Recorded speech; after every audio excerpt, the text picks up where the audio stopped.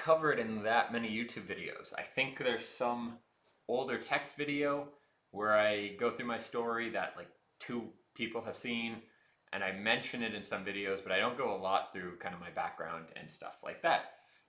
You might know that I now live in Prague, in the Czech Republic. I've lived here for 4 years now, but I'm originally from Canada. And in Canada, I went to university. Well, I did things before that. I was born and, grew up, went to high school. It was weird, as high school is, etc. But I went to university, studied psychology, and afterwards, I knew I wanted to eventually work for myself. I wasn't really sure what I wanted to do. So I ended up becoming a mortgage planner, basically thinking like I'll learn some business skills, I can make some money, and it's quite independent. I talked to a few mortgage brokers and they just made their own hours. They worked when they wanted. I think one of them had a motorbike. I'm like, all right, you seem like pretty cool people. This is something I could do at least for a couple years. So that's what I did for a couple years, gained some experience, gained some skills there. Ultimately, really didn't like it, especially as the financial market changed and it just, became like, what the hell am I involved with? Didn't do anything weird or sketchy, but it's just like, I don't really like the banking industry as a whole. So, as an ENFP, doing something you're not really passionate about doesn't last so long, as you may know. Um, and so from that, I started my own business, which was kind of actually similar to Dreams Around the World.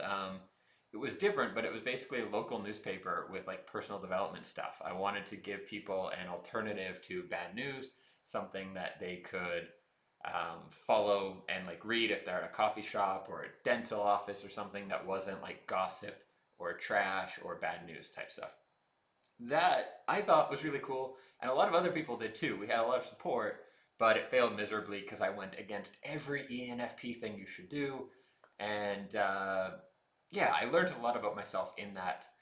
When I used my ENFP superpowers, the business did really well, but then when I didn't compensate for the weaknesses, that's where bad things happened. So basically, I found myself where I was totally broke. This would have been back like end of 2010, so going back a little bit here. And this is how I got into freelancing.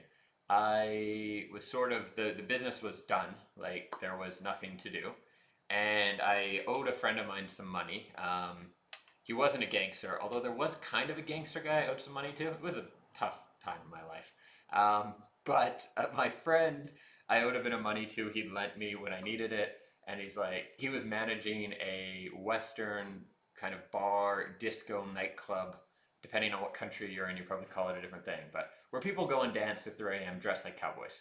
And he was managing this, and he needed somebody to assist the assistant to the bartender, right? So this is not exactly a glamorous gig, and there's a joke like with entrepreneurs that my friends would always say, I'm not worried. Worst case, I become a bartender. And in Vancouver, where I'm from, bartenders earn pretty good money. Like people tip a lot and that. So that was like the joke. I just become a bartender. But when I actually, was in this situation, it turns out to become a bartender, you need to be extremely good looking and female or have like 10 years experience and work your way up. Neither of which applied to me. So here I am, like being bossed around by this 19-year-old, cleaning up the puke in the bathrooms and all this for 2 nights. It was really like, it was a life low point. And it was still kind of fun actually. It was a Western bar, so it wasn't the worst thing in the world. But the end of 2 nights, getting home at like 5 a.m., I was exhausted and I got sick. I'm just like, okay, this is not, a good use of my brain, nor is there really like, this is not what I want to be doing. So I knew I had to do something different.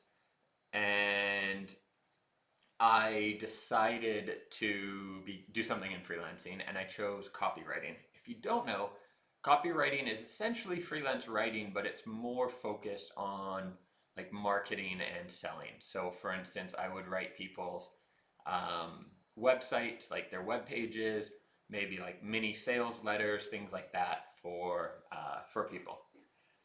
And I decided on it pretty quickly, and we'll talk about like figuring out your passion or what you should be doing. Um, but I decided on it pretty quickly and was just like, well, I've read a few books about this. I've always been interested in marketing. I like psychology, and copywriting and psychology are kind of related, so this will be interesting. And I just put up a note on Facebook, and in that note just said, like, it was long, and there's a copy of it on my website, like the exact note I posted on Facebook. But I basically just said, hey, I am going to be a writer now, and I think I'm good, and I'll be cheap. So, you know, if you want to hire me, you know where to find me. Now, I made it more articulate than that. Obviously, I wanted people to hire me to do writing for them, so it makes sense to do good writing in it. But that was basically the gist of it. And I went out, I remember I went out for a run. This was like 9 a.m. and came back, and I basically had two clients, not confirmed, but two people who said they were interested and then became clients. And that's how I started. Um, and I'll jump to this board and then I'll come back. I never use boards like this. It's going to be awkward, and I can't even see the screen in real time. Presumably, you can see this. So when you're figuring out your copywriting path, basically, this is like the 7 general steps with building a great copywriting business. There's more details in this, but I wanted to really simplify it. Number one, focus. Like, what are you doing or who are you helping? So I was copywriting, and I was helping anyone who would give me money. That was my focus. What was my offer? Um, I will write, I'm pretty good, and I will be really cheap.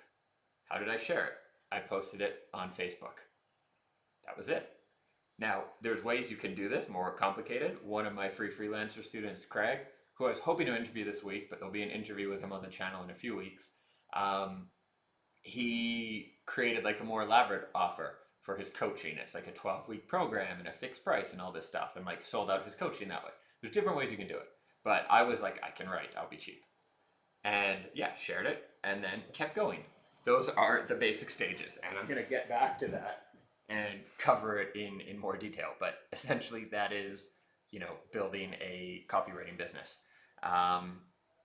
And so then I basically went from there. Now, there were some ups and downs in my freelance business, and I'll talk about that when I get back to the copywriting model there and everything. But basically, it eventually worked after the first year. I was still struggling a bit, maybe a lot actually, and I made the decision that I was going to move to Costa Rica. I had always wanted to live in Costa Rica. It's just like, I don't know why, it was one of those things, and I had this goal of living in 5 countries before I turned 30. So I just bought a ticket and was like, hey, I'm going to do this. By the way, everyone who's been joining with India, California, and welcome, thank you. And yeah, I basically left for Costa Rica. It was, people have asked me a lot about safety nets and how things, like how an ENFP should do things. And I have to be honest, it's tough being on the other end of it, because I don't want to advise someone I don't know that well to like jump off a cliff, right? But in my own experience, I jump off the cliffs and I always like find a parachute on the way down. Like I'm falling down the cliff and there's some other dude and I'm like, give me your parachute. And somehow it has always worked out. Like 8 years into working for myself, living abroad and all that, it's always worked. Hey, welcome. And so it's, yeah, basically I had a couple $1,000 in the bank, got to Costa Rica, and the rest is pretty much history. I will go back to some ways I grew my business and things like that. But from Costa Rica, I moved to New York, and in New York, that's where my best friend was living, and he told me he was moving to Europe. And I'd never been to Europe. I have this peanut allergy, and it used to make traveling really difficult, the airplanes and all that. Like, I'm the asshole who means that airlines don't serve peanuts now. If you're curious, that's me, it's my fault. So I'd never been to Europe. I did not think it would be that awesome. It is awesome. I stayed here, so if you're European, don't be insulted. I was young and naive, but I just went because my best friend was going, and moved to Hamburg, and from Hamburg moved to Italy, Barcelona, Spain, back to Hamburg, Berlin, and eventually ended up in Prague about 4 years ago. And now this is my home base. I probably travel like 3 months a year, something like that. But I have a Halloween party every single year here. I have a good group of friends. It is kind of home. Um, and that's my background story. I thought I would share because on YouTube here, I know you've all watched different videos, you've all seen different things. No one necessarily knows who the heck I am or my background story or whatever else that is. Um, there was an awesome question about, can you talk more about going against ENFP superpower versus with the flow? So I'd mentioned that with my business that failed miserably, like so bad. Uh, my girlfriend's still worried about going to Greece because I joke with her about how I owe these Greek mafia dude landlords some money. I kind of did. Yeah. Anyhow, with that business, I was studying personality type at that time and stuff as well, so I was very aware of what I did really well. And a couple of the superpowers that came to me, and these weren't just ENFP, these were things like I had a business coach and she brought it up to me, and I had a good friend who brought up these same things, and they were sharing how um, I'm great at like bringing people together, at having a vision, and I think communication was the third. I believe, if I'm remembering correctly.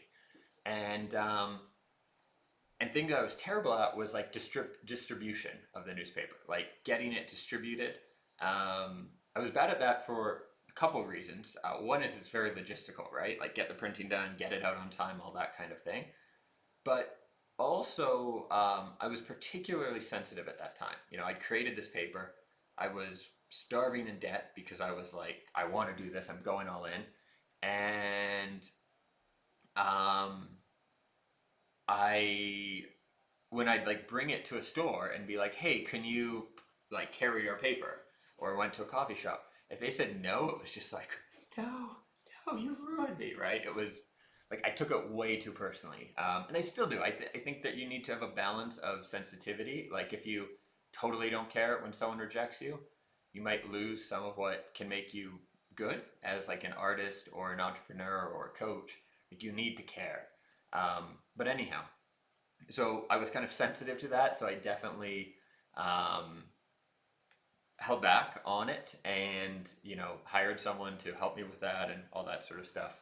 Um, so in terms of working in my superpowers, what I did really well is I did like a recruiting drive and hired some salespeople and trained them really well. I was great at training salespeople, not great at selling myself, and that went really well actually, and started to grow the business. And then I just didn't repeat it or keep doing the same thing, and kind of fell into a boring routine, and then it just kind of fizzled from there, if you will.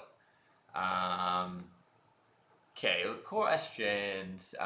When did you realize that the common path of life wasn't for you, and how? Honestly, probably from the beginning. I was a weird kid. Like my parents say, people would ask like what I wanted to do when I grew up, and I'd say like be an emperor or something, or like CEO or that. Which, funny enough, I have no interest in now that I'm more self-aware. I don't really like power. I don't like not having power either. I like to sort of exist in the background. But it was from the beginning, I'd say. What was interesting in my path, and I think this might happen to other people, is when I was like 12, I was probably more aware and embraced my unique behavior. And then kind of high school through university, maybe backtracked into like what everyone thinks I should do, and almost got a corporate job, like went through multiple interviews. And then at the very end was like, no, I can't do this, and like pulled back. Um, so I think I then realized that I just looked at the path ahead of me. I was interviewing for what was apparently a really good job. And I looked at someone like my dad who had a similar job, and it created quite a good life for him in terms of, travel and even freedom and weekends off. Like his corporate jobs go, amazing job. And I looked at basically the same job. I went to the same university he did, had a similar grades probably, all that. Looked at the same job path, and it was going to be pretty miserable. Like that wouldn't have taken me anywhere. I'd like to say I was self-aware enough at that time to be like, yes, and one day I want to move to Europe and build a YouTube channel and really connect with people. And all I knew is I did not really want that. And I wanted to help other people. Because when I turned down that job, I briefly started a recruitment company trying to help people find really cool jobs that like match their personalities.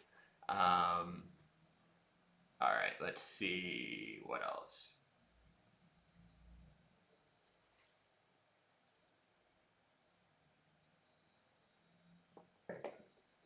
Do you happen to have ADD or ADHD? You know what's interesting? They are the same thing now in the whatever diagnostic book. They're one term. And yes, I do. I don't think I have it to an extreme. I've never, stabbed a stranger who disagreed with me due to lack of impulse control, but I do have ADHD. You can tell that because I made a joke about stabbing a stranger on a live call here without even thinking about it. Is it common that many ENFPs suffer from gut problem, food allergies, or sensitivities? I have no clue. I haven't dived into that kind of literature in terms of the mind body nearly as much. I am allergic to a lot of things, but I can hold down pretty much any food that I'm not allergic to. So if I eat something, I will either die or I'm good with it. There's no in between for me. Um, let's see. Do you ever cry alone? No. But I was raised old school. Like, I just, I watch Ray Donovan. Um, yeah, I don't. Yeah, I don't. I don't mean that in like I'm a man, I never cry. I mean, I have cried and it occasionally happens, but I don't generally. What's your take on smoking weed as an ENFP? I've been really getting into it in the last year or two. I here's the ADD. Like, no filter. When I was younger, when I went to high school, I went to a really druggy school. It was a brand new school, so everyone who'd been kicked out of every other school in my city for like drug dealing or stabbing kids all went to my school the first year. And like everyone, even the good kids, were like cocaine dealers by the end of it. And I really posited like I avoided that because I saw what they become. Like it just did not go well for people. So I never really did drugs. I wasn't like a total square about things, but I didn't really do like smoke weed or anything. Um, but I have started more recently in a very geeky way. Like I study the strains and I'm like, okay, this one's good for like sleeping, or this one is good for like really getting creative or that kind of thing. So I'm playing around with it personally. As a general rule on ENFPs smoking weed, is I think it depends how it affects you, right? Some people find it like calms them and helps them get things done. Other people it's like gonna make you lazy or mess with you, and obviously it depends on the strain. Um, and that one thing I do want to make a video on at some point. Maybe I will totally go off uh, on a tangent here about it. Is self medicating for ADD and how many people I think that are into like life hacking, this bio nootropics, all this stuff, pretty much just have ADD and it's untreated or they're not taking medication or whatever it happens to be, and then they're like drinking a lot of alcohol or doing all kinds of drugs to try to compensate and feel normal or something like that. Um, anyhow, hey Vaya. Um, all right, studying engineering.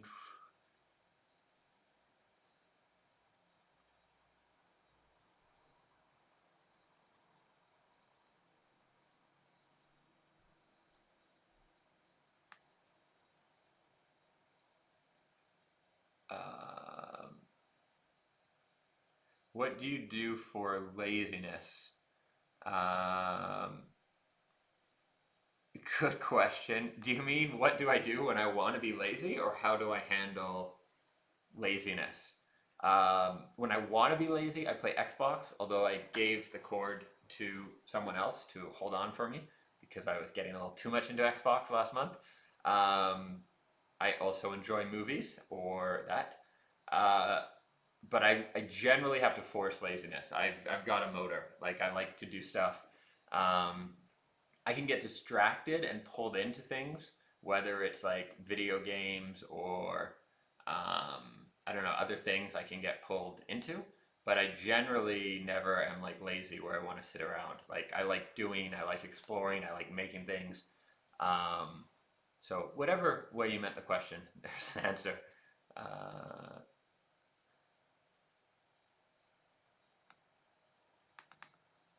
cool. Let's see here. Oh, I wanted to share a story with you guys. I made a note of it. So I just went for a run like an hour ago, maybe, just to get the energy up before the call here. And I was thinking about this story that my mom would share to me as when I was a kid, probably a dozen times. I don't remember who the athlete was. I assume it was an Olympic runner based on the story, and I just haven't bothered to look it up. So if anyone knows, you can tell me in the chat.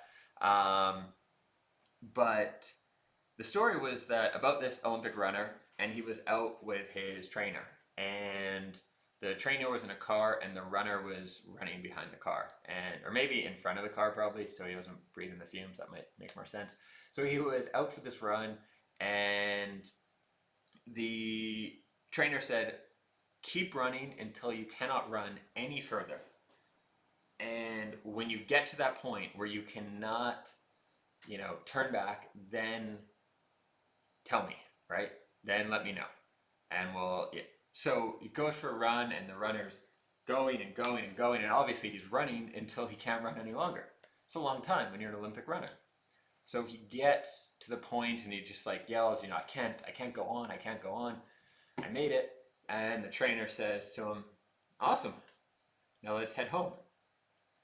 And my mom shared a few crazy stories with me that have kind of really stuck with me, probably without even knowing it. But I was thinking about that as I was thinking about this event here, and I think that really ties in with having your own business.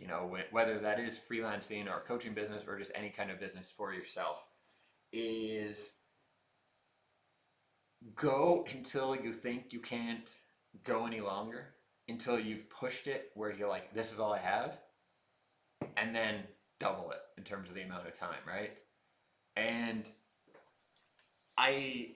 there's who knows why we do what we do, right? I'd like to think that story influenced me, but when I think back, I want to share a story with you guys. I might save it more towards the end, but it's about this time when I lived in Italy and got insanely broke. Like it's a pretty insane story, and most people would have probably been like flown home to Canada a month or two before that, and um, one of the things I think most of you know, I do coaching and work with people, and one of the things where I think it can help having that outside perspective is like I'll talk to someone, and in their heads they should quit because they're like, no, I haven't succeeded yet, I haven't made that progress or hit that goal.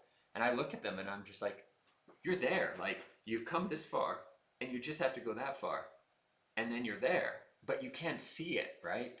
And so most of the time, I think, like when people fail, it's because they either are pursuing the wrong strategy or they just quit too early. And that's really it.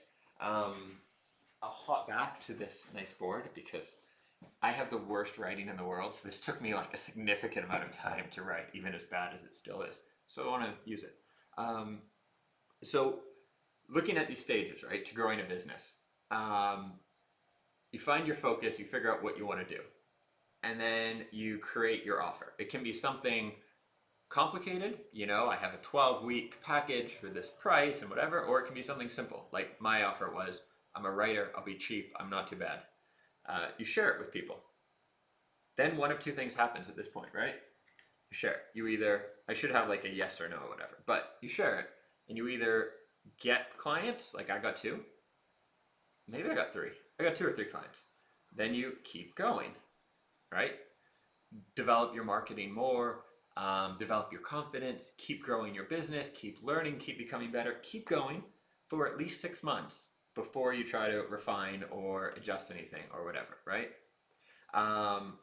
Or no one wants to hire you or work with you or whatever, right?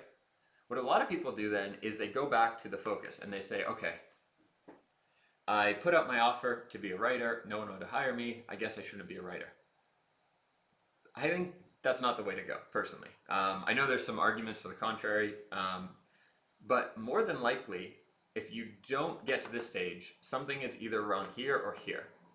It's not that your fundamental thing, like, oh, I can't become a writer. People pay writers. There's a lot of writers who make a lot of money, right? It can be one of the highest paying professions out there. So the like, let's say being a writer, that isn't broken. Being a coach isn't broken. It's probably your offer or how you're sharing it, right? So what I would say is, if you struggle to get here and just get your first clients and get going, a few things could happen. Some people get stuck at the offer. They write an offer and then they never share it with anyone because they're really insecure, which is totally cool. Like, that's normal, right? But if I share it, what will people think? Or if no one buys, then my dream will be crushed. So if I just stay in this and kind of hide out here, I don't have to worry at all, right? So that's not good. So you might want to, first, you have to share your offer if you don't share it. Secondly, you have to share it with enough people. Sometimes I answered an email about this in one of my YouTube videos on cold emailing, and someone had written me and they said, like, they had sent out 10 emails and they got 2 replies or something like that, and they were feeling really discouraged. If you get 2 replies out of 10 cold emails, like, to get clients, you're killing it. Like, that's really good. Most people who build a business through sending out cold emails send out 100 a day. And so often when people are starting out, you just don't realize how much it takes when you're starting out, like how many people you need to contact or reach out to. So if you've been kind of in this phase, or you're wanting to start out, pick your focus, keep it simple, create an offer, again, keep it simple, and share it. If it doesn't work, then figure out, can you make a better offer? Is there something wrong? Maybe you wrote a Facebook note about your writing services and there's like 12 typos in it. You might want to fix those, right? Or maybe you only shared it with like 6 people. Well, of course, right? That's not going to grow your business. So that is I think, the basics here. And then just going back to the running analogy, right, of keeping going and pushing longer. So move it through here. Now you're doing your business, and sometimes people, especially as ENFPs, we will question things way too soon, right? So we will be going, and things are actually going pretty good, but we start to totally question ourselves and get like hung up on things and be like, no, maybe I should do it this way. Maybe I should do it that way. That's why I say do this for at least 6 months. Like, just keep it consistent. Then look at refining. Refining is things like, what kind of clients do you like more? So maybe you've been generally life coaching, and over the first 6 months you realize, like, I really like to work with like the young guys with self-esteem issues. They really connect with me. Or I like working with like older retired women, or I like working with people who struggle a lot, or whatever. You figure that out, then you can start refining and kind of niching down and all that.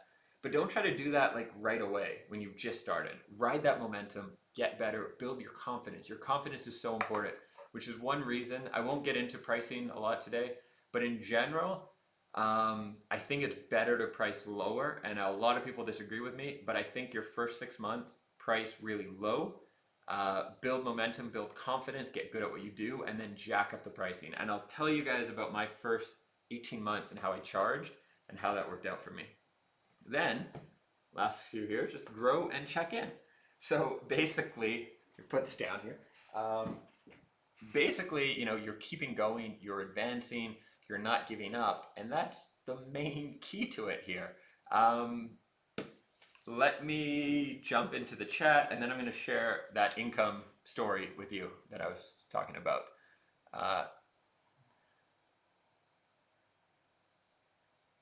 So one thing with questions, I'll do my best to keep up with them, but if the questions are totally I'm trying to keep this flowing a little bit in like one direction.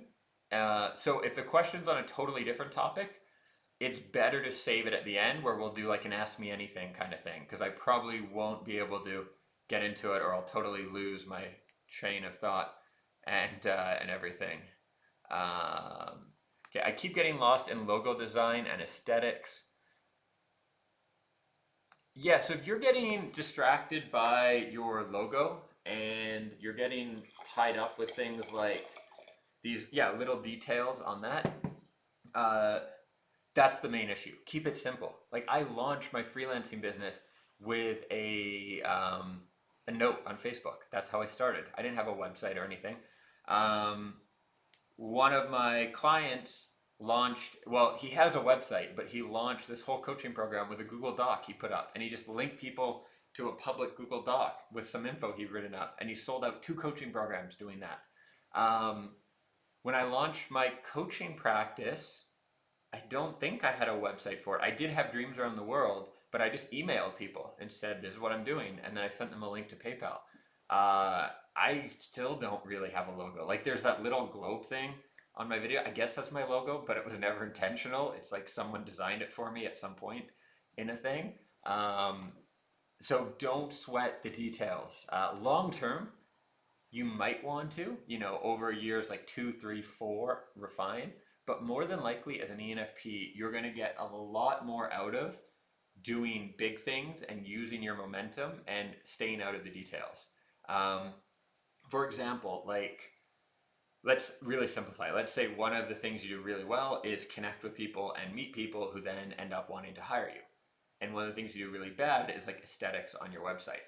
So yes, if you have an ugly website, you're going to lose some clients. So let's say because your website is ugly, you get 20% less clients than you would if you had an amazing website. But fixing your website is going to end up, because of the procrastination, because of the confusion, because you're not a techie, is going to end up taking you 50 hours. So you could fix that, which you eventually should, like one day. But short term, you could fix that, or you could spend 50 hours networking with people, connecting with people, have 4 times as many people going to your website. And even if you get 20% less of 400% is still a lot more than you would have already got. Plus, you're going to feel a lot better because when you're working on your website, you're going to feel drained. You're going to feel maybe confused or just insecure because you're not good at it. Whereas if you do the things you're really good at, you're going to feel fired up and energized. Then you make a bunch of money from those new clients you have, and you can reinvest in hiring someone who does websites really well. So keep it simple and focus on ultimately getting clients and helping people. The basis of a service, like any service business, is there's a person or a bunch of people or a business, and there's you, and you help them in some way or the other, right? That's all it is. So don't get hung up on the details. Don't get hung up on other people's business models. Maybe you've read like, oh, I need to be on Pinterest, but I don't know how to do Pinterest, or Instagram is all the rage. I don't like Instagram, so I won't do a business. Forget all that. All you need to look at is how am I going to help people and who am I going to help? And then figure out the way you can do more of that. And the more of it you do, that's how you grow your business, right? And now, of course, there's details to it, right? Like we could get into strategies and marketing and how you build your websites and how you do email lists or make a YouTube channel and all that. Of course, those go into it. But ultimately, it's just about ways you can help people. And if you want to find the ways that align most with you and what you enjoy doing. If all your friends, are like building a business through Instagram, and you hate Instagram, you don't like photographies and you don't like taking photos with cleavage and then putting like an inspirational quote, I hate when people judge me so much. Just be true to yourself, right? If that's not you, then don't build your business that way, right? Build your business writing articles or going to networking events or doing something totally different, right? Um, it's so much better to just go that way. As ENFPs, we can get, and this isn't just ENFPs, by the way. If you're watching this and you're not an ENFP, this applies to a lot of people. When you hit a wall and when you're frustrated, that's not a good state to be in for most of us, right? You don't get a lot done. You get down on yourself. If you're early in your business, there's a good chance you question yourself, question if you should even be doing it. So another advantage to just working in your strengths is you'll feel really good. You'll feel energized and you'll build momentum and you'll get some clients. And maybe there's like a wreck behind you, like your website has glitches and your social media is ugly and like There's still that sex tape you forgot to take down from 2 years before, and there's just like chaos all behind you.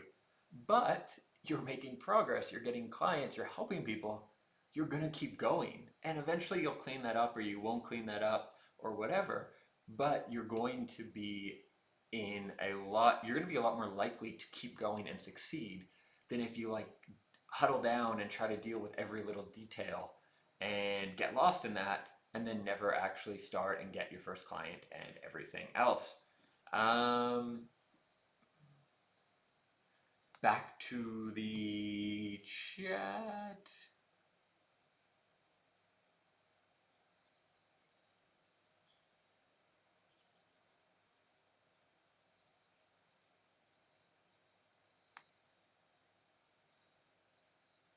Can INFP be very arrogant and not caring about other feelings? Yeah, probably. Um, so, good question. Is there a difference in the approach between service business, like coaching, and product design business? Yeah, there is a difference.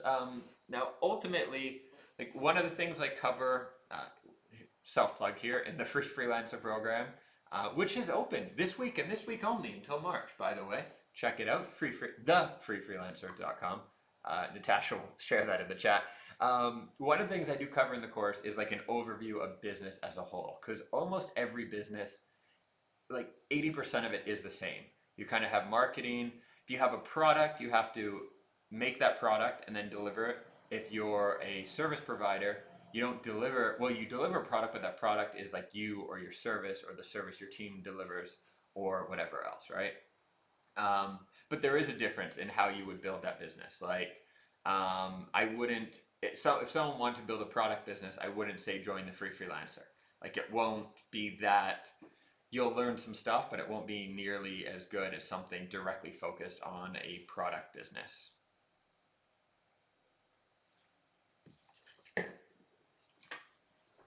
I mentioned I would share my income story and why I would recommend starting out on the lower end pricing range. Of course, it depends on your market, you know, where you live, who you serve, what your service is, what that lower price is.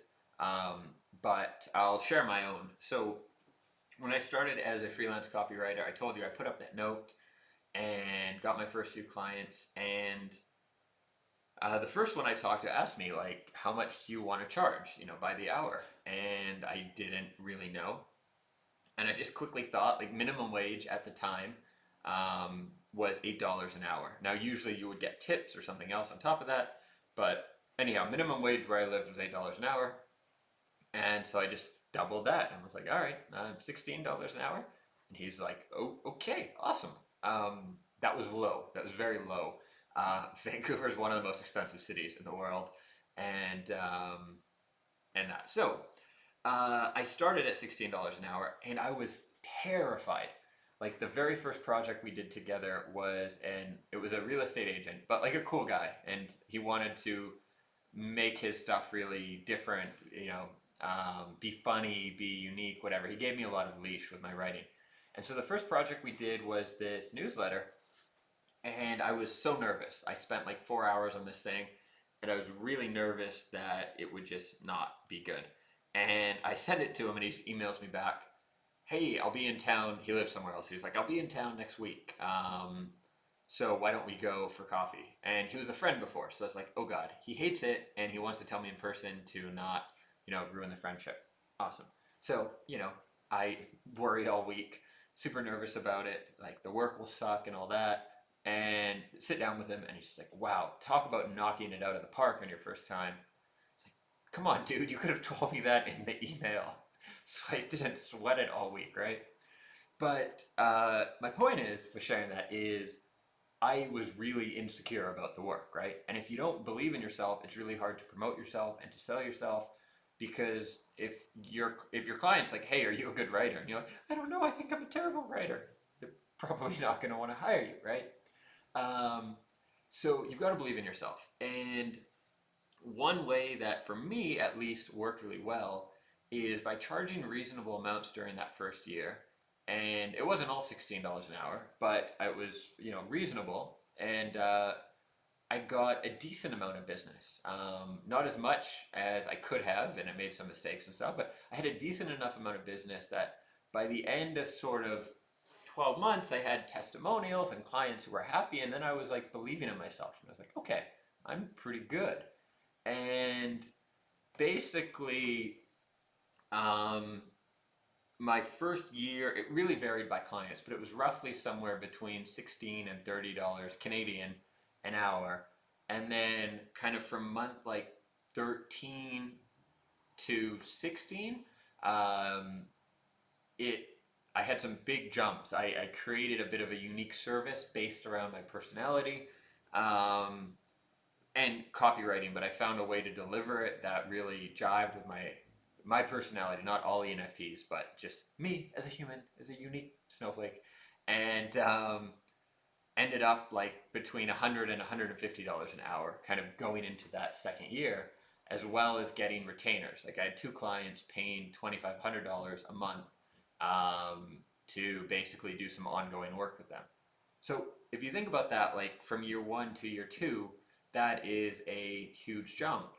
And the reason I think I was able to do that, aside from I think being pretty good at what I did and what I offered and stuff, was that I um, built my confidence and I built my experience. And where I see some people going wrong is they start out and at a medium to medium high rate that they don't fully believe they deserve, and also that oh,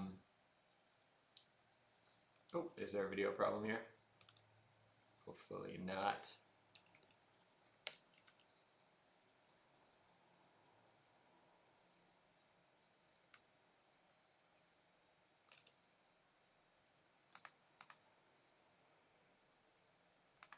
All right, I'm gonna keep talking, and if there is a video issue, you guys let me know in the chat. It's lagging on my end, but that might just be an issue here.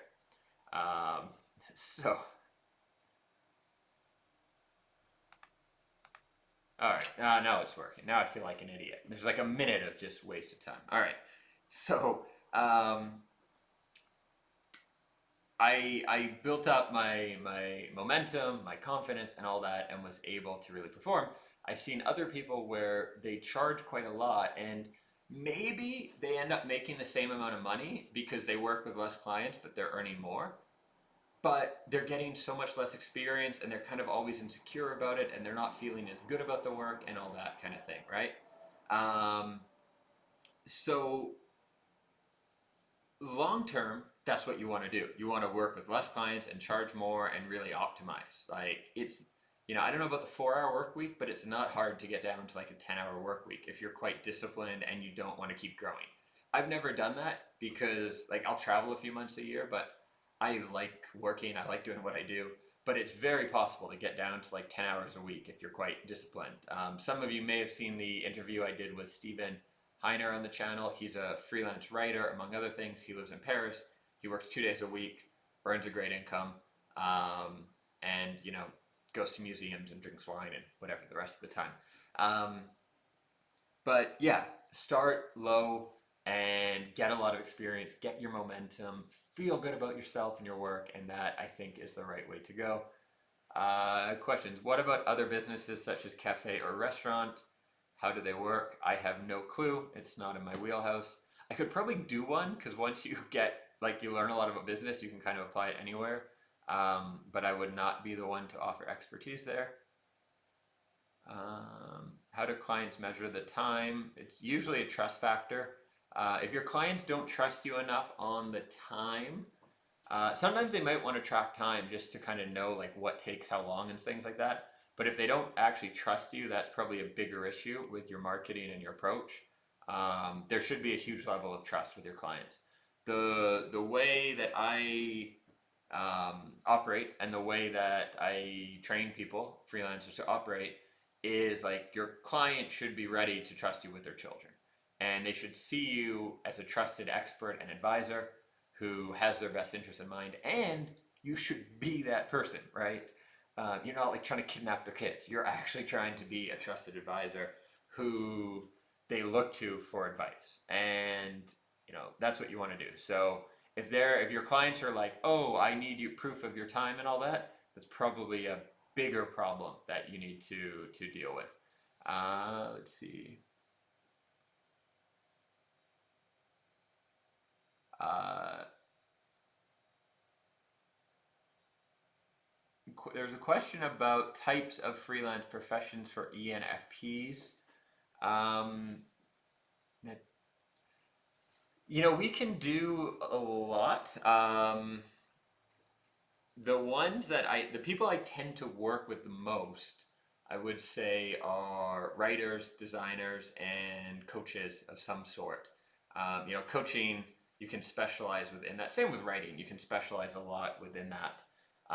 But those tend to be the areas. Um, what else? I would say I could see like events management and kind of promotion stuff and that. ENFPs are really good at promoting things. We hate the word promotion. We're like, that's dirty. It's corporate. We don't like marketing. But really, like, if you look at most dictators or people who've led socialist movements, they're usually ENFPs. When there's something we believe in, we never shut up about it, and we're quite good at promoting it. Just got to admit it to ourselves. So if you do, and I would highly recommend thinking about this, if you're doing like freelance copywriting or marketing consulting or helping a business in general, it's really important to be picky about who you work with. And this is kind of the good and bad in freelancing. If you're picky, and sometimes your first 6 months or year it's harder to be picky, but over time you can really like choose who you want to work with. If you're picky, you can pick businesses that align with what you're into. So let's say that you really care about animal rights, but you don't want to work at a nonprofit, like you hate bureaucracy and kind of corporate culture, and you like to do a lot of different things and have your freedom. So you don't want to work at a nonprofit. You don't want to start a nonprofit or a charity, but you want to support that cause. You could build a marketing business or a copywriting business and only work with companies that are involved with animal rights. And through your work, you kind of exponentially grow them. So if every client you have does 20% better, whatever that means to them, right? Connects with 20% more people, saves 20% more animals, whatever it is they're doing, you'll have an exponential impact on all these different businesses. And so that's really cool. And one of the great things, and I think about that sometimes, like with my YouTube channel here, is if I'm able to connect with, well, now it's like thousands of people, but even if it was like hundreds of people, and encourage them to do the work that is their life purpose. And it's good. Like, I don't want to encourage any more Gaddafis or whatever, but if I encourage you to do your own thing and that makes the world better, like, think about that exponential effect. On the other side, if you get stuck working with a client and you don't really believe in them, you don't really like what they do, that can be tough to do, right? So working with clients that you really believe in, I think is quite important, whatever your freelance profession you choose. Um, Someone asked about how old I am. 34. Yes, 34. The worst job I've ever had. I've never really hated them that much. I've had a lot of jobs. Like, I worked in a fish plant. I worked parking cars as a valet. I worked washing cars at BMW. I had like 7 paper routes. Um, I don't know. I think the fact that I don't have an answer for a worst job makes me feel good because a lot of them probably are crappy jobs. I just never really was that down on them. Um, I have been self-employed. Yeah, I told that already. About 8 years. Um,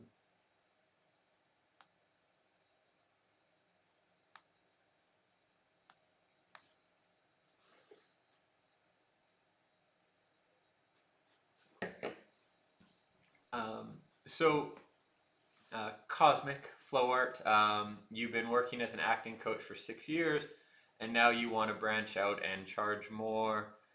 Uh, Honestly, it's a total excuse for my self promotion. I will embrace it, but it's like you're the perfect fit for this free freelancer program. Um, yeah, that's the whole program is based on how do you charge more, grow your business, and kind of move to that next level from being the freelancer who's like still doing it and kind of paying the bills, but like stressed and not like earning enough per hour and working too much and all that kind of thing. So do check out the program. If you want, send me an email for everyone. And I think this is my email address. Yeah.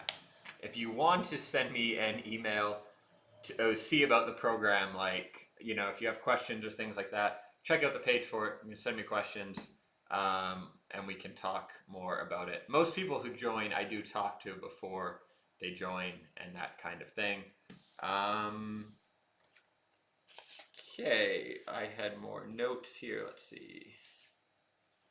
Oh, going back to deciding on what you want to do, if you are not 100% sure, there's a few things I'd look at. I would start with this question: is if you were trapped in a room, right? So you're in a room with some people, and the door gets locked, and like the scene out of a movie where the door is locked, and it's like, okay, you're stuck there for a day, and there's all these different people, and they're like, all right, we're stuck here. Can you teach me something? Or do something for me? Like, you have your laptop and Wi-Fi and whatever else. What would you do for someone in there? Like, if you had to right now give value, how would you do it? What would you actually do? Would you, yeah, I'm not going to fill in the blank for you, right? So that's where I would start, is if you had to do something right now, like you were in a room with a business owner or a mom or a kid or an old guy, whoever it is you'd want to work with, and you had to do something for them, what would you do right now that could give them value? That's where I would start with. If something pops right into your head, that's probably a good place to go with, and take it from there. A couple other things that are worth considering, and I want to de-emphasize this because really, as ENFPs, if you are an ENFP, INFP, this applies as well. You're going to want to do what you love doing, and you're not going to be able to ignore your intuition with it, right?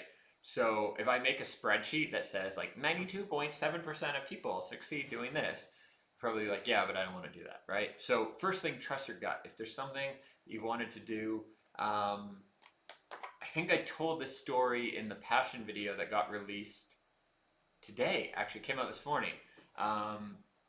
There are a lot of clues for what I do now when I was 12, like with caring about helping business owners. I grew up in this small town, Johnston in Canada, if anyone knows it. It's like a Japanese fishing village. I'm not Japanese, as you could probably guess, but and I remember like walking through the city when I was 12, and when businesses would close down, because it was like a tourist city and stuff, so businesses would close down a lot. I remember being like really sad about it and wanting to help those people. And even when I was 13, me and a friend started like a basically advertising business. It was called JD Advertising. His name was Josh. I'm Dan. Josh Dan Advertising. And this was early days of computer, and we would print out little flyers for the stores and then deliver them. It was like, I have a paper route. I know how to deliver things, and I know how to make things. Like, I make birthday cards in this software so we could make posters. And so the clues were there for both copywriting and helping businesses and caring about people who are pursuing their dreams. It was just like somewhere in between, like high school, college, I bought into all the bullshit and kind of lost that. So my point is, there's probably a lot of clues, and I would trust your gut a lot on it. And on top of that, a couple things worth considering with something is the skills you'll gain. So one of the cool things about starting a service business is, even if you don't want to do it for life, like you long term, you want to do something else, service business is a great way to get a lot of freedom, learn a lot of the important skills of working for yourself, like discipline, organization, marketing, all that kind of stuff, and develop a skill. So when I did freelance copywriting, I learned how to write well. I learned how to market, how to set up websites, which isn't technically part of copywriting, but I learned it in that. Um, I also built my network, and I also had, so those are the first two I'd look at, like your network you'll gain and the skills. So in pretty much any service business, you will gain some skills and you will grow your network. But it's something to consider, like what skills they are and who you'll be connecting with. And then, other things to look at is like the income potential, the amount of freedom you'll have with it, and the amount of fun that can go along with that. So some businesses, like I'd say coaching, writing, design, lend themselves more to being location independent, to living abroad, to travel. You can work with clients anywhere. Um, Other kind of gigs, like being a systems engineer or something like that, I don't fully understand, you can probably do remotely, but it has like a lot more restrictions and a lot of hours you get stuck on and that kind of thing. Um, let's see how.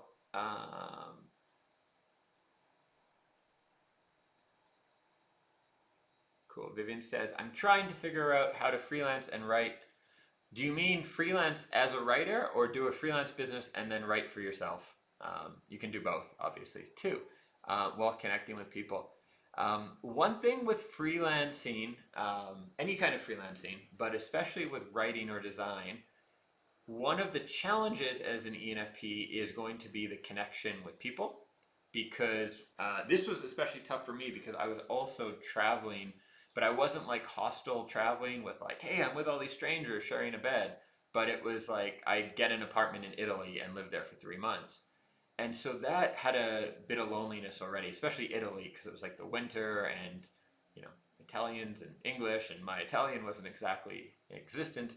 Um, so the loneliness can be something you just want to preempt. And so I'm a big fan of co-working spaces. I'm a big fan. I used to do a lot in Vancouver. There was like 2 or 3 cafes where I knew a lot of the other freelancers. Like it was almost a co-working space. You just get to know people. And then there's friends I would call up, and like on a Friday night, um, for years in Vancouver, Friday, Saturday night, 2 a.m., I'd be spending at these 24-hour cafes beside like the nightclub. So it would be funny because like drunk people would be coming in, and I'd have a friend or two, and we'd be working on our businesses and stuff. So my point is just be aware of that as an extrovert. That when you work for yourself, you need to proactively schedule time with friends, and ideally join a co-working space or go to sort of those busy cafes where people are all on laptops but like friendly in a way, that kind of thing. Um,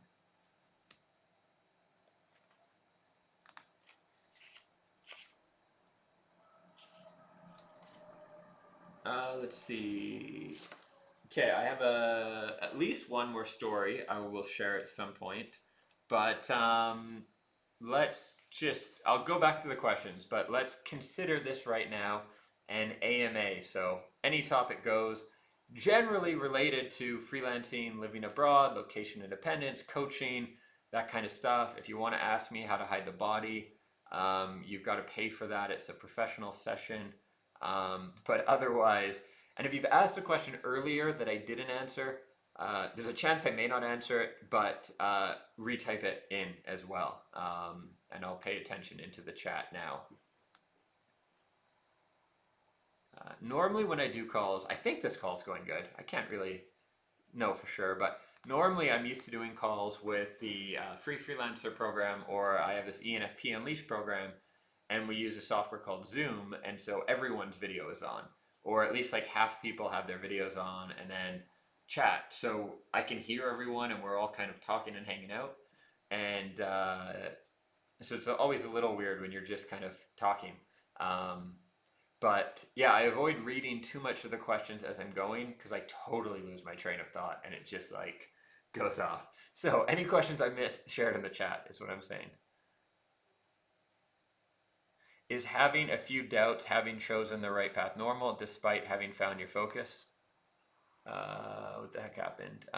Should anyone having doubts be alarmed by them and go back to searching for their right focus? Um, no, no. I think having doubts is super normal. Um, yeah, having doubts is super normal. It happens, at least in my experience, in many areas of life. I've had this with like relationships where you kind of just doubt it, and I've had it with like living places. I think it's a very natural. I think it's a very natural thing to have those doubts, and it's a bit of an art to figure out what is a legitimate doubt where you need to check in with yourself and be like, okay, I'm on the wrong track. This is not what I want to do. And what is like shiny object syndrome, or just, a natural thing. Like I made a video about this a few years ago, basically talking about why I don't make decisions when I'm hungover or like sick or didn't sleep well. When like my mind isn't really working that well, there's always a risk like I second guess things. What is my life purpose? What am I doing? Why aren't I this or that or that kind of thing? And so I would say try to figure that out. What usually works well is talking to a friend, a coach, mentor, family member, but like a family member, friend who's on your same page, right? Not the one who's always told you to become an accountant and they're like, now's my chance. I can convince them to change. Um, but uh, yeah, I would say it's very normal. And if you generally, feel and know that you're on the right path, then it's a matter of keeping going. Um, Going back to this awkward board, which I think, so you see, like, there's refine here and then check in. So the reason I have the keep going is a lot of the time we'll like get started, and a month in we have to change how we're doing things, and we change it way too soon because things take time to work. So you need to give things time to work. And I have check in at the end here, basically in terms of like checking in with yourself. Like, am I on the right track? Is this what I should be doing? Is this what I want? But that should be minimum 18 months, but more like 2 years, 3 years into doing something, where you just check in with yourself. Like, is this really what I want? Am I happy with this? Are things going as I want? Um, and, because there's a few benefits to basically scheduling that. One is when you schedule it later, you almost train yourself not to get into it earlier. So I remember reading this article, I think it was by AJ Jacobs, about hiring a virtual assistant in India. And he was really worried about something. And he said, he gave them a task of, can you worry about this for me? And he said it actually really helped. Because he's like, whenever I started to worry, I thought, oh, I already asked her to worry for me. So if I worry, that's a waste of time. And I think that's kind of similar to if you schedule it in and say, in 1 year, I'm going to evaluate what I'm doing and decide, do I want to keep going? That works really well for us, because we're not then questioning it every day. Like, should I be doing this? Like, you shouldn't be questioning what you're doing most days, right? You should do it and keep going, and then question like every couple of years or something like that. The other thing is, if you are on the wrong path, like I eventually, for me, realized that copywriting was like 90% there for me or something. Like, it funded awesome travels around the world, like some crazy adventures. I learned a lot. I connected with great people. But eventually I realized I wanted to have more of an impact, and I am doing what I'm doing now. And the thing is, if I had have quit like 6 months in, I wouldn't have gained the self-discipline, I wouldn't have started traveling, I wouldn't have learned the skill, grown my network and all that. If you give yourself at least 2 years in something that even if you're like 80% there and it's not perfect, you'll gain a ton out of that experience. And then you can totally quit and switch, but it will be a lot easier. Like, when I started my coaching business, it was so much easier than starting my copywriting business, because I already knew about how do you make a service business. And it makes it a lot easier. But if I had have quit early, I would not have had those benefits. You and the board.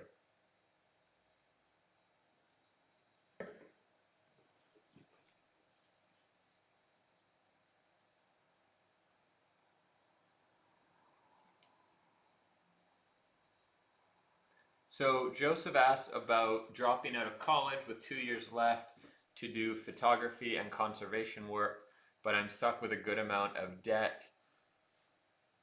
I don't know. That's one of those questions that I have trouble with kind of answering responsibly. It is a shame. I imagine you're American. It is a shame that the school system is so just terrible in your country where you get that much debt to go to school. If you're not from America, I'm sorry, but Canada has some debt too for school. But it's such a messed up system where you like 18-year-olds commit to like 100 grand in debt and then you're stuck. Um,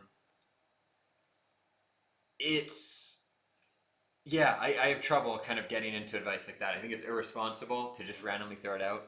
Um, what I would say for me, like I did end up working in psychology and I have a psychology degree granted, but I think for a lot of university is the experience of learning to learn, learning to be a bit responsible, not that responsible really, actually not responsible at all, but learning to learn, learning how to think, learning about a broad range of topics.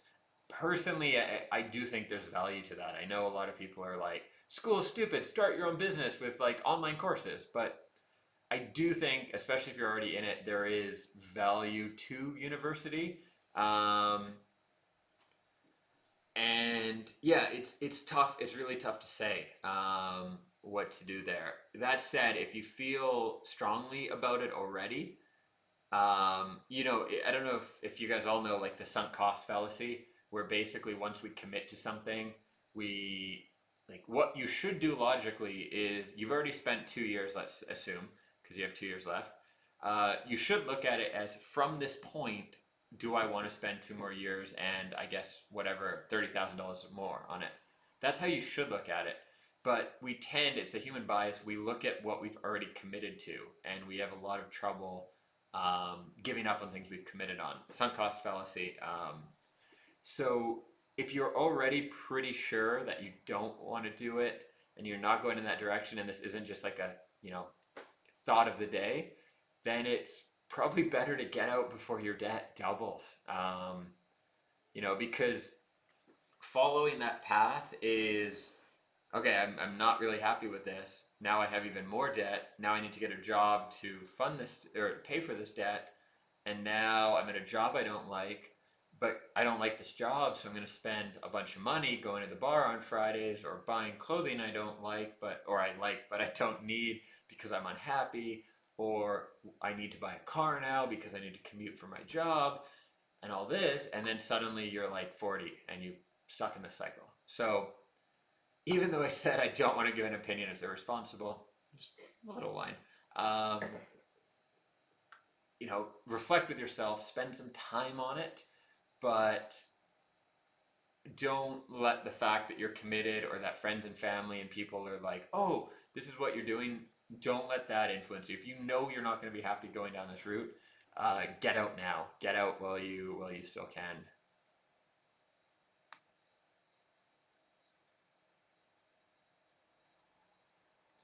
Um, So going back, just to comment on, I was wondering if finding the path means having no doubts at all. If there are people that have no doubts at all. Um, Early on, the only people who have no doubts are just really, I find, unintelligent. Well, occasionally someone does find they're calling instantly. Um, but I find it's people who just like never have a doubt about anything.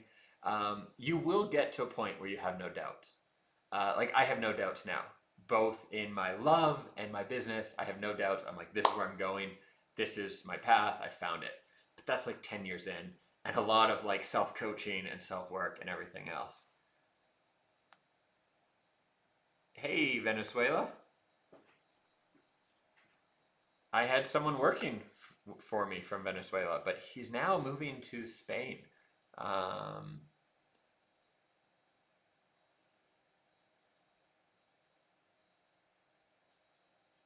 Cool. Great question. So when you move to a new country, because you want to experience the culture, do you get clients there or work online?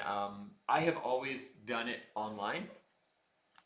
There's pros and cons to both, and I'll quickly cover that because why not?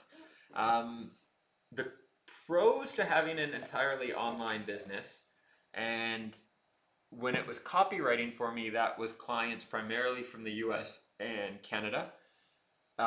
With coaching now, I think I have clients in probably 2 dozen countries at least, but spread out.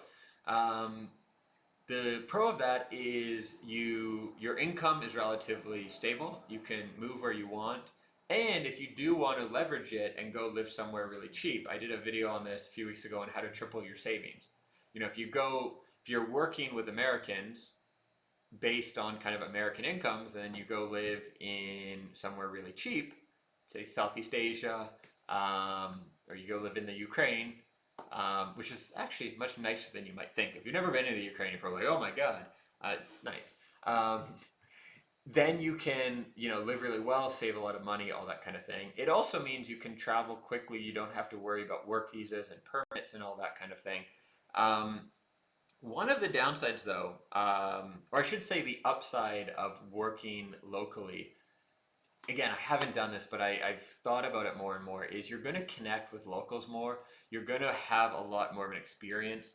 When you're doing your own thing from your laptop, living somewhere, it is, I mean, it's great in terms of freedom, but you never really feel the same level of like, you can tell you know about the culture, but you don't really. Whereas if you like moved somewhere and then started a business there and worked with all the locals, you would get such an insane growth experience. It would be really challenging and frustrating, I'm guessing, but it would really lead to a lot of personal improvement. And I could see myself doing that down the road, like opening a local business here just for kind of the challenge and connection and that kind of thing. Um,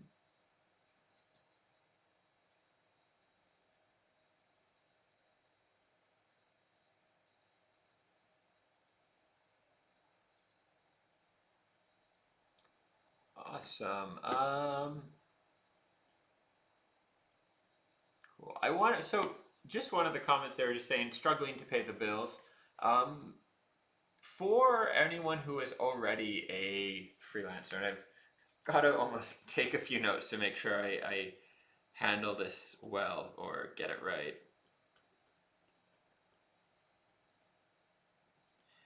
All right. So if you're a freelancer and you're already like providing a service, you're decent what you do, you're decent at what you do. And by the way, this wine was gifted to me by a famous YouTuber. I can't tell you who, but he was dressed like a dinosaur at my Halloween party. Um, if you are struggling to um, charge enough, to earn enough, all that kind of thing, it probably comes down to a few things in my experience. And this is my own experience with myself and with coaching now dozens, if not at least 100 kind of freelancers. Um, One is probably where I would start, the constructive hours you spend every week. It insane, and I've been there. Like I've had weeks where at the end of the week I feel like I've worked a lot. I feel drained. I feel like I didn't do anything but work. I got nothing done because I was like curled up in a ball or procrastinating things or doing busy work. So constructive, productive hours. That's a big part of it. If you're not putting in the hours, you're not putting in the focused hours with a weekly plan where you're working towards specific things to grow your business, that's probably the number one reason people aren't making it work. I have yet to meet someone who it puts in 40 focused, disciplined hours a week on their own business for more than a few months and doesn't succeed. Haven't met that person. Um, they might exist. I've never met them. So hours, focus. Like this is your dream. This is your business. Treat it seriously, right? And I totally get like ADD and everything else because I've struggled with that for years. Um, there's strategies at some point, maybe on another call I can get into, or if you join the free freelancer, or I'll do a video on it or whatever, on how to do that better, like setting up your days and discipline and all that. But that's the number one thing. The second and third thing kind of tie together, and it's value are you giving value, and confidence. So sometimes people have money issues and they don't really believe in, what they're worth and that kind of thing, and they're really awkward about money. They'll start working for the client without even bringing up how much they charge, and then the client's like, how much do you charge? And then you're just risking so many bad things happening, right?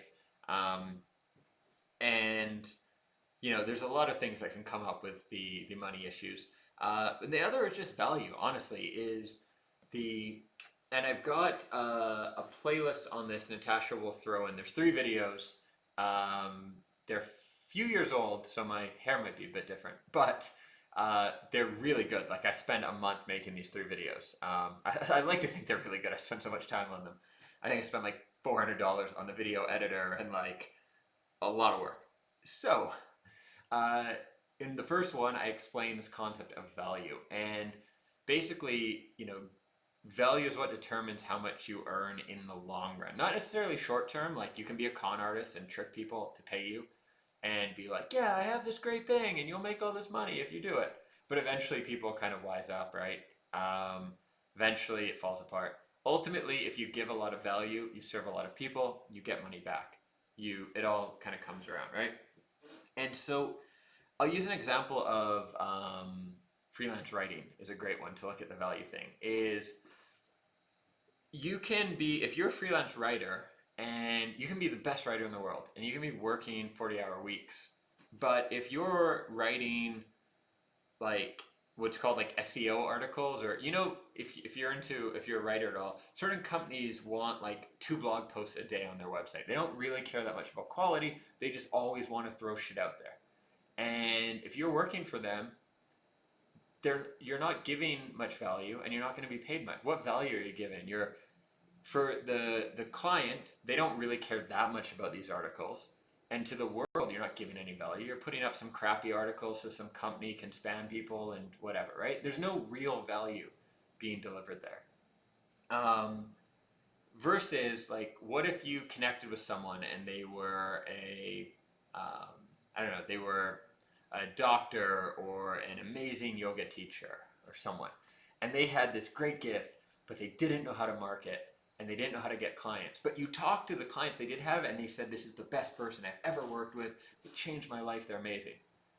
And you worked with that person, and you work with them on the marketing side, not writing some crappy articles, 2 a day, but you help them build a great website and a sales page and build some marketing systems.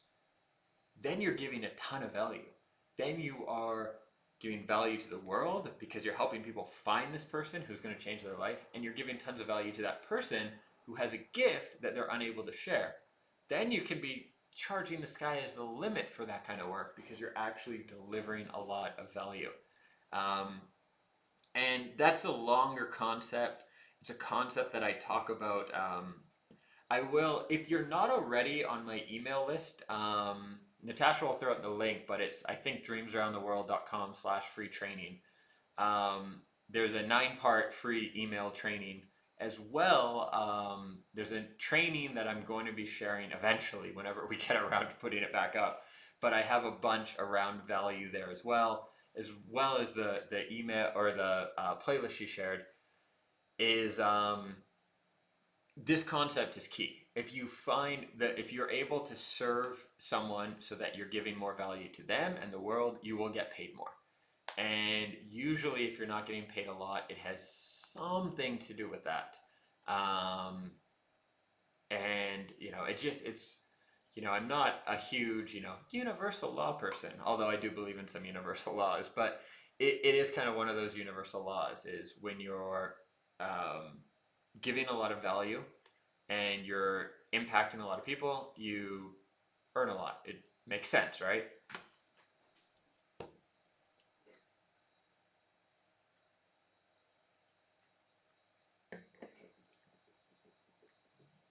Okay.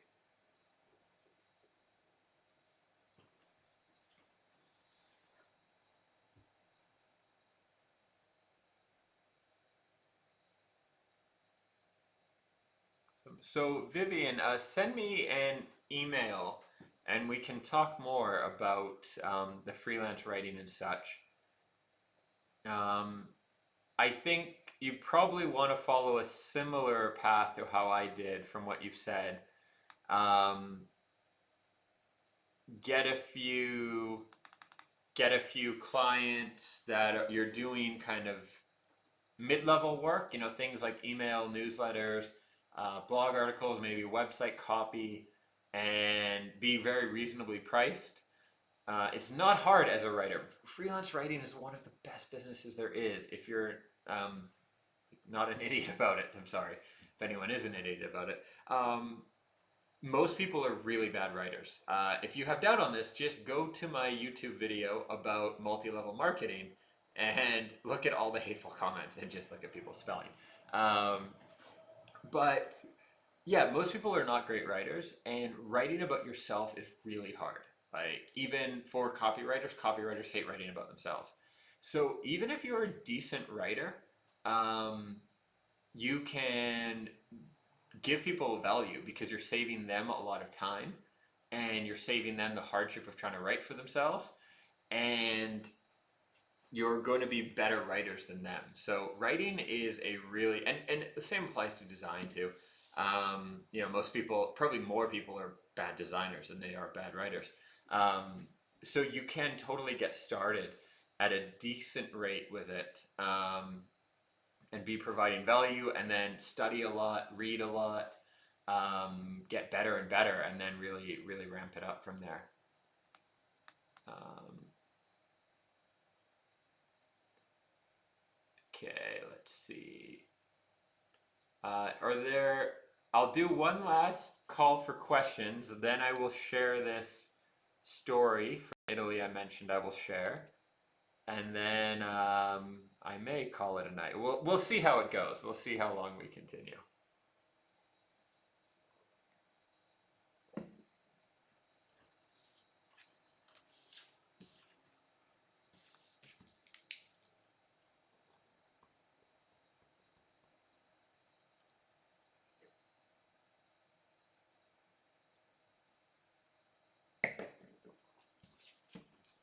All right, I've not seen any questions, so I guess everyone wants the Italy when Dan was super broke and embarrassed story.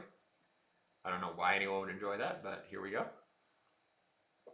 Um, so, lived in Italy in 2013, and it was the beginning of the third year, roughly, of my copywriting business. And um,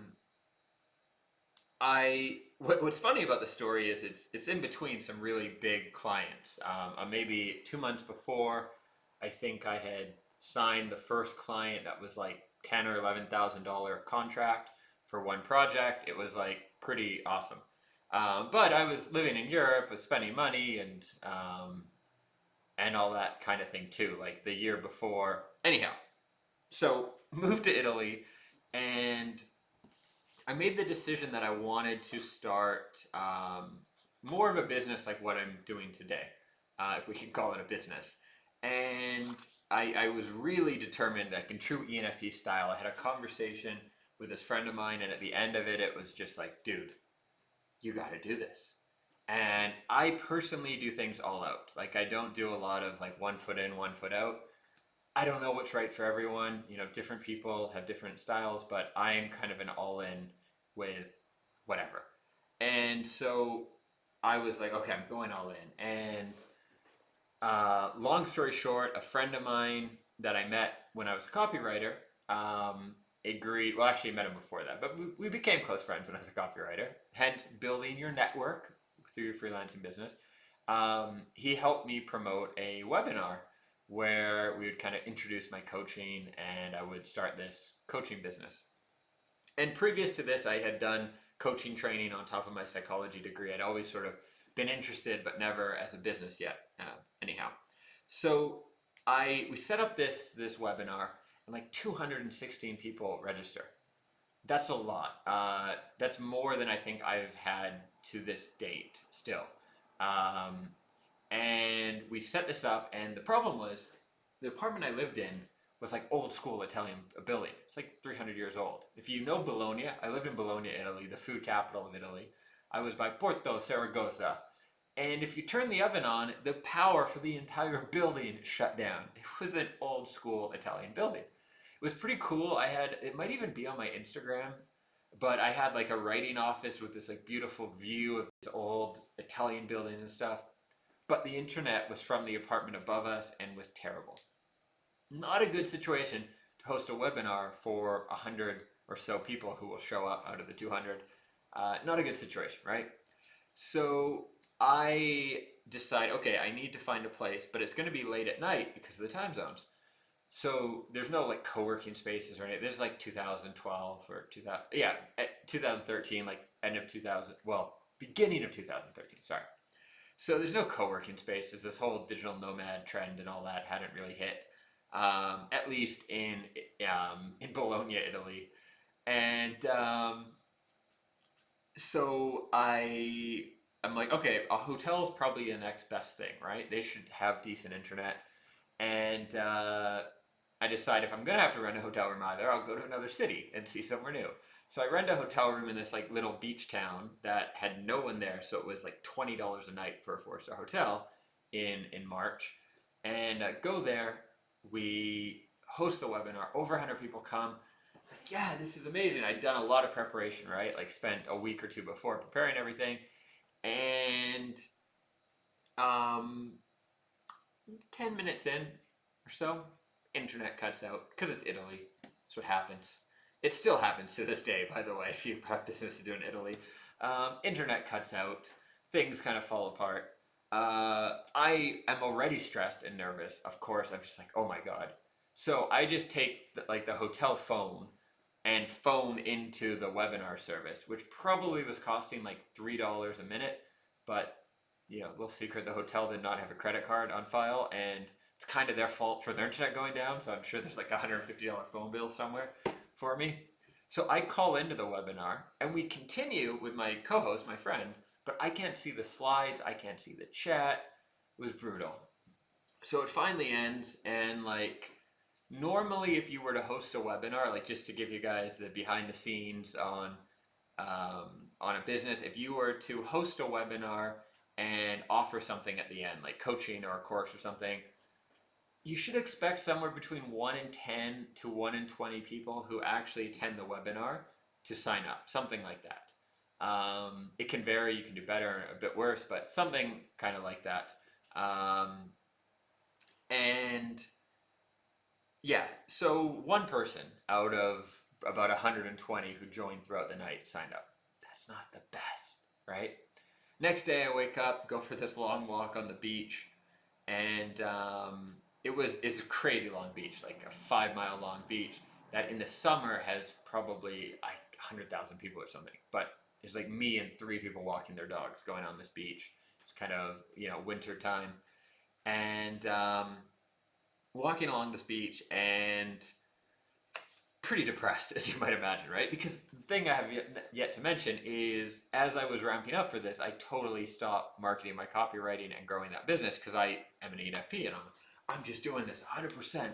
I'm all in. I'm not doing anything else, right? And so go for a walk on this beach. And I remember thinking about the Sylvester Stallone story. If you haven't, I'll tell this another time, but he's got the most incredible story about what he faced and kept going. And it goes back to the story I was telling that my mom had told me a dozen times as a kid about, if you're coming later, I don't want to, I guess, repeat myself, so I won't reshare the story, but basically, when you think you're done, when you're walking on a beach in the winter in Italy and you're like, I have nothing left, I am like at the end of my wits, you're halfway there. And you keep going, and you just keep fucking going. And that was basically my thoughts. Like, I was walking on this beach, I was listening to the Rocky soundtrack and really thinking. And so went back to the town I was staying in, or city, Bologna, and it's like, okay, I'm definitely not quitting in terms of like moving back home or going to get a job or whatever. But I definitely need money because I don't have any money. And I'm not talking about like where most people say they don't have money, where they're like, yeah, I've got like 15,000 on my credit card limit and 5,000 in savings, but I don't have money. I'm talking about my net worth was like zero. There was no money. There was no credit. There was no nothing. And I, at this stage, it was maybe $100. But as the week goes on, that little money kind of goes away, right? Luckily, it's Italy, so pasta is like basically free, pasta and cheese. And I started engaging with this prospective client who'd seen me speak a year earlier about copywriting, and they wanted to hire me.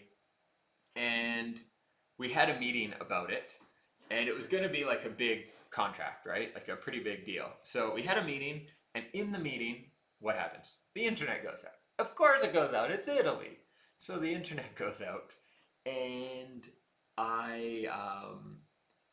it was bad. And so kind of eventually, like, we still finished the meeting, and we agree, okay, we're going to have a second follow-up meeting and kind of talk about the details and see about working together. And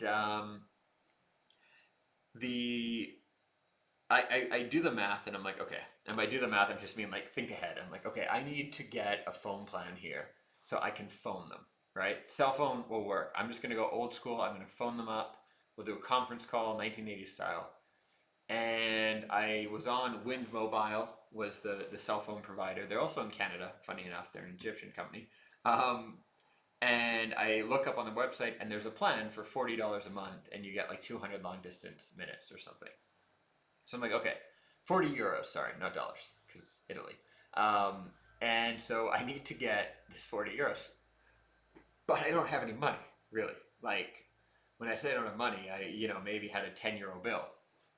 So I go through like all my luggage, all my like money. I take out whatever like €5 at a time I can from my various bank accounts, and literally like go through the sofa of this apartment, right?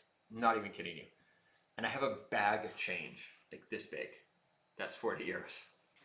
And I go into this Win Mobile store, and I, go through the motions first. I'm not like come in and like give them money. I go through the motions like I want this cell phone plan and blah blah blah. And they start setting it up, and the guy's like, yeah, it's 40 euros. And I put the money on the counter. And because they're Italian, they just start laughing. Like he calls everyone else over. It's like, look at this guy. Just like, dude, no, not today, not today.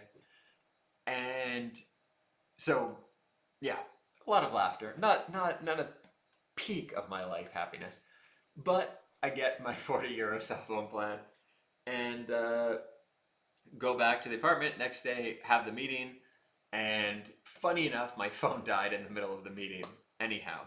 But meeting went well. Uh, Sent the confirmation to the client right after, linked to payment. 2 hours later, I see like a PayPal notification, $2,000.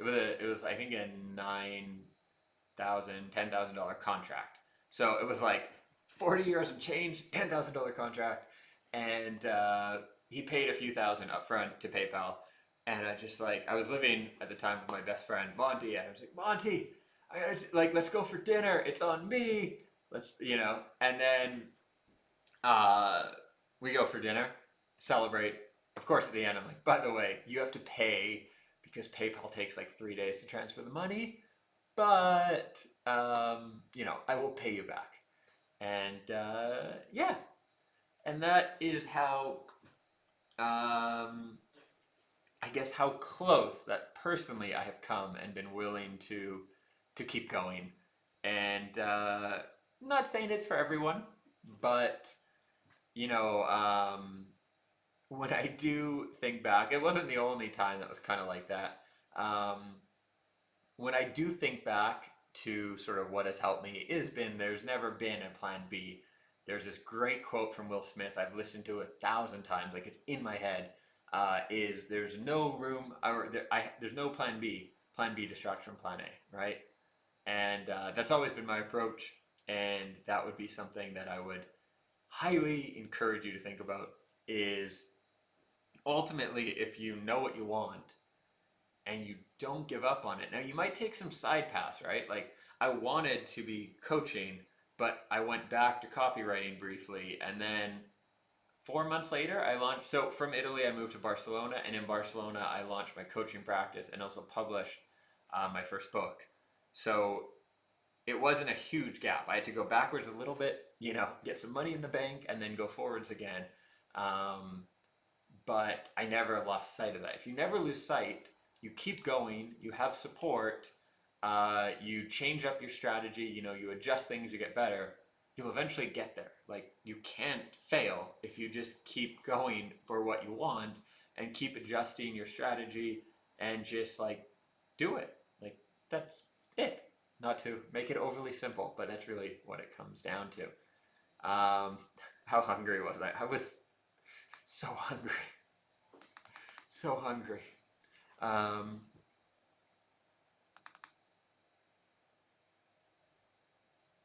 uh, awesome. So if you've just got here, I believe once this ends, you can rewatch the whole thing. That's how the YouTube works, I believe. Also, I think you can go backwards, but then you'll not be watching now, and that's not fun. Can you recommend other ENFP creative artists? Not that I know of, but probably a lot in general of creative, interesting people are going to be INFPs or ENFPs, maybe ESFPs too.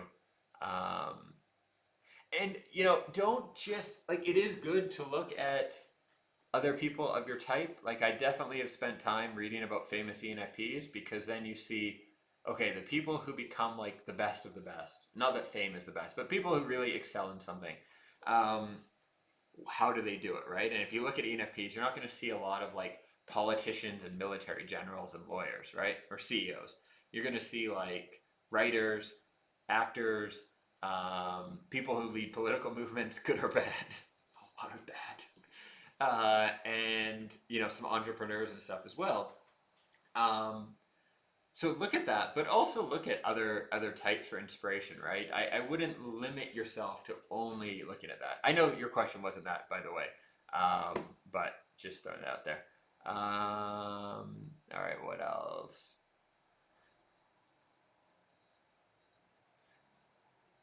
Yeah, Donna said what I said, but just a bit differently. If you have a plan B, you pave the way for doubt, and it's really true.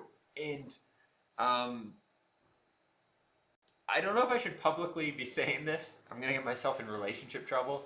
But when, like, in a relationship or in a business or that, if you consciously just decide, like, no, like, this is going to last forever, this is gonna work, this is the one, and you just basically tell your brain, like, shut up, we're no longer debating that, your brain shuts up.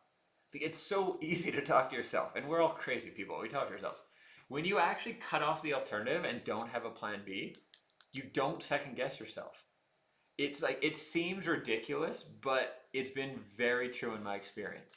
That as long as you're actively questioning, you're giving your brain, your subconscious, and your conscious permission to question it and second guess and think through everything. So of course you're going to do that. Of course you're going to have anxiety and doubt because that's what you're doing to yourself, right? Whereas if you just make a decision and you're like, this is it, this is the person for me, or this is the business for me, that is not in debate. The only debate is how to make it work, how to make the relationship work, how to make the business work. If you change your thinking of that, you will not doubt yourself. You will not doubt your path. You will just figure out a solution and get there. It's, I hadn't thought of it exactly that way. But now that, thank you, Donna.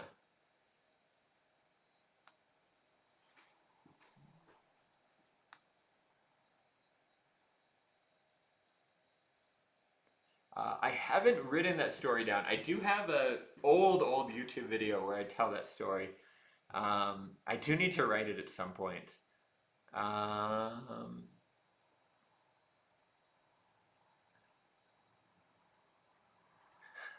Italy is a good place to be broke.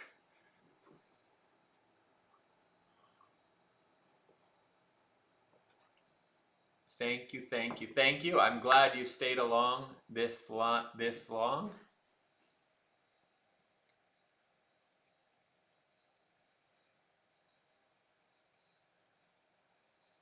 How do we know when your next live broadcast is? So, if you've made it this long, or if you just showed up now by timing, um, I would highly encourage you to subscribe on my email list, which are usually boring. I get it, I get it.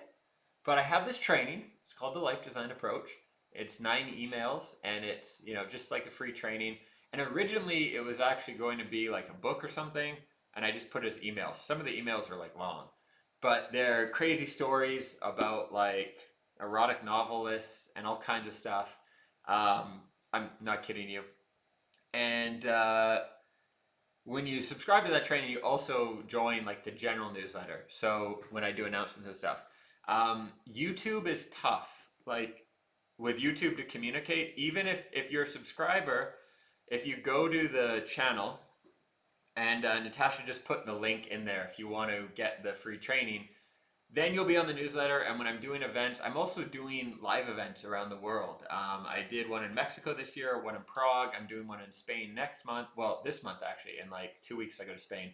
I got to pack. And next year, I'm going to do at least 3 events, but maybe more around the world.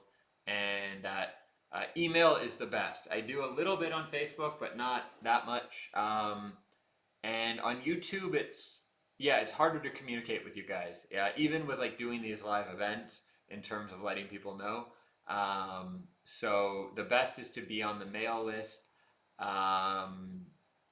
Maybe Instagram too could be, but I don't even announce a lot on Instagram. So go on the mail list. And also if you go to the YouTube channel, which I guess is youtube.com/dreamsaroundtheworld, and click the bell, then you get notified if I'm going live or when I do new videos. Otherwise, you don't necessarily see stuff.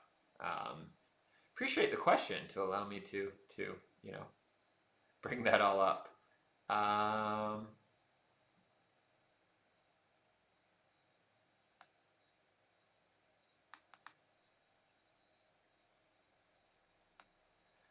So DK has a question basically about like having a program or routine, and when you do it, you feel so much energy, and when you don't, you don't. And how can you keep it up, or how do you handle your tasks?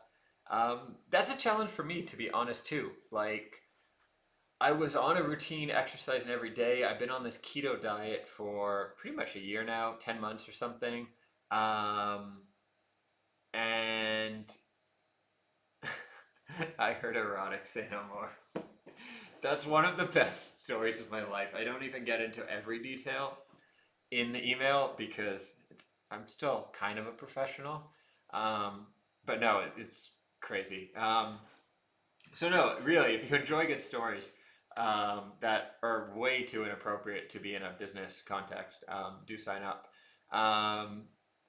But yeah, I struggle with the consistent maintenance as well. Like this last week, because a couple times a year I offer this program, the Free Freelancer, and when I do, there's quite a bit of work on our end in terms of getting the word out because there's like a week of tell everyone about it, and then people have a chance to join, and then it's closed and you can't join, and then I run the program because it's all live. It's not like pre-recorded. It's like this, but you have your own cameras and stuff too.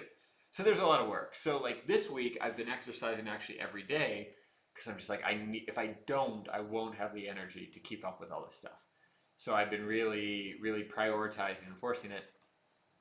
In the past, I've done every day, but I honestly find I come in and out. What has worked well for me is trying to do like a new routine maybe every month, something like that, and change it up a little bit. Like be very conscious and proactive. So you're making a decision like, okay, this month I'm going to, whatever that routine is for you. For me, some cardio exercise is key. But whatever it is for you, be like, okay, this month I'm going to do it in the morning or the evening or whatever, and just kind of make those choices. I do fall in and out of it, to be honest, like with something like daily exercise, because sometimes it is really boring, and sometimes there's like pollution and stuff, and you can't run, whatever it is. But if you're not being too hard on yourself, I try to like bring myself back to it. So I'll set like a relatively high standard, like I do this keto diet, which is pretty hardcore, and in theory exercise every day, and then I'll fall out of it a little bit, and maybe exercise 3 times a week or maybe once a week on like kind of the words, and then I try to catch myself and like, move back. And I think as long as you're kind of moving back, um, you're at least, you're gonna average out in a pretty good place. And just don't be so hard on yourself. Like, be strict with yourself, but not too hard on yourself. Like, don't beat yourself up if you fall out of it. Just know that, if you are an ENFP, I don't think you've said that, but uh, we do, routines are not always easy for us, but you can always bring yourself back to them, and routines tend to really help us.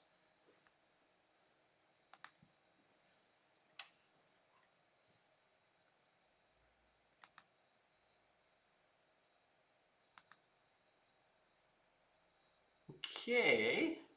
I'm just refreshing my page. Sometimes it goes off now. I have this like kind of good laptop that's really small and the battery lasts forever.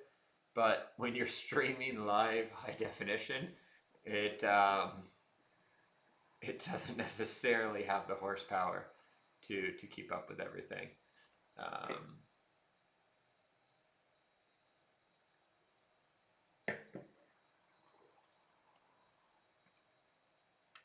so, a couple things. If you look in the description below, you'll find like 30 links. Oh my god, we have so many links. We have to fix this. If you look, you'll find a bunch of links. Um, if you haven't yet, first thing I would just say to do subscribe on that email training. Word of warning, there will be a bunch of emails over the next couple days because it is the free freelancer promotion and it's the last couple days of it, so there'll be a lot of emails on that. In general, there's not that many emails. But I've asked a few people if they wanted to not get those emails, and everyone's like, no, they're really entertaining, or like I learn a lot. So even most of my promotional emails are like lessons and stories and things like that as well. I try to keep everything entertaining and authentic and that kind of thing. So if you're not already, do sign up for those free email training, because we can keep in touch better when I do more live or even in-person events and other things. I can let you know. And that's it. I mean, I could tell you like subscribe on Facebook and stuff, but honestly, I tend to do everything through YouTube and email. We do Facebook. Our podcast is cool too. Natasha can share a link for the podcast as well. If you like listening to podcasts, if you're like me, like I cook a lot and I like to walk a lot and kind of think or listen to stuff. So if you like podcasts as well, do check that out. Some of the podcasts are the same as YouTube. They're just the audio from the videos. And others are exclusive episodes, because sometimes I'll like wake up all disheveled and like, I don't want to bathe today, but I have something I want to share with the world, and I'll just record a podcast. Actually, I can show you guys the podcast studio here. Try to. So, yeah, I don't know if, I think I gotta wait. There's like a time delay to make sure you can see. But I built my own little recording studio there, which is where the podcast happen.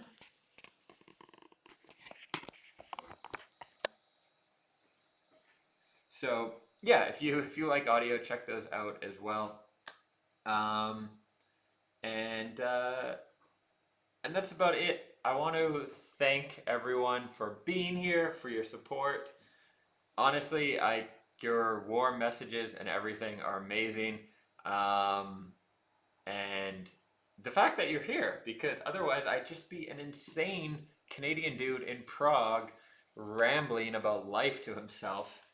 And that would be weird, and I'd get committed to an insane asylum. So thank you for being here. If you are interested in the free freelancer, check that out. That will be the last link we share in here. I'm not going to do like a whole pitch on it or anything, but it's an awesome program. It's one of very few programs that is interactive. We do a call every week together. The program runs for a year, and it's a group.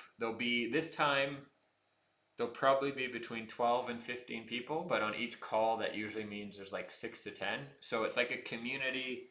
A lot of people are ENFPs, INFPs. Not everyone is though, but generally like-minded thinkers starting or within the first like 2 to 3 years of freelancing, or just trying to grow it. We do focus on bigger picture stuff. So even if you've been freelancing a few years, like you'll find it quite valuable. Um, but yeah, it's unique. Everyone now, it's like just these automated video courses people do, and I just know those don't work that well because people, we need support, we need feedback, and we need community, and you don't get those otherwise. So the reason I do the program the way I do, even though it is a lot more work than if I just sold some videos and was like sitting on a beach drinking tequila, is because it's a lot more effective that way when there's actually human contact and involvement and everything else. So I'm pretty proud of it. I think it's a good program. Do check that out. Feel free to email me if you have questions about it or anything like that, or if you have like a video or a topic for a video you want me to make as well. And that's it. I'm gonna call it a night. It's 10 p.m. here in Prague, and thank you for being here. And I will see you soon. And now we'll have an awkward time where I figure out how to actually end this broadcast. It'll be like 2 minutes of me clicking around. Oh, found it. Just kidding.